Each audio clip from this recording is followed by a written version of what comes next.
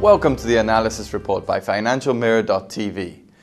The positive effects of the aggressive action taken by the Fed and governments around the globe is seen rubbing on equity markets from the second half of 2009, according to Henk Potts, Barclays wealth equity analyst. Speaking at a joint investment presentation organized by the CFA Society of Cyprus and the Financial Mirror in Nicosia on Thursday, Potts, who is also a regular commentator to FinancialMirror.tv, said the first half of the year is expected to be very volatile for equities and all other asset categories. The crisis has not ended, and there will be more bad news in terms of company earnings and problems experienced by many industries around the globe, according to Potts, who predicts very volatile and unpredictable market conditions, at least in the first half of 2009.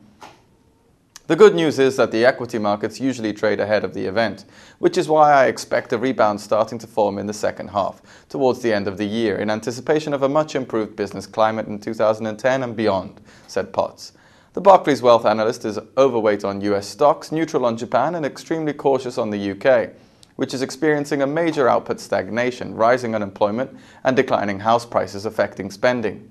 Nevertheless, he sees better rebound and prospects in the US, Asia, and even the UK, rather than in Europe, which has been slow to respond to the crisis. Russia and the Middle East, where equity prices have been hammered to very low levels, are among the emerging market favourites of Potts, who sees an investment in both countries as a safe hedge against an increase in oil and commodity prices. Potts believes the resolute way with which the US is handling the crisis will continue to draw investments to the US. This is why he is bullish on the US dollar, expecting the gains since the second half of 2008 to continue, mostly against the euro and then sterling, where the outlook remains weak despite the recent massive decline in value. Potts remains positive on the Swiss franc and the Japanese yen, expecting both currencies to gain because of limited exposure to toxic assets, even though they operate in very slow growth environment. Potts believes that the oil price, currently languishing at $40 per barrel, will stage a rebound as OPEC restraints supply and demand continues to rise.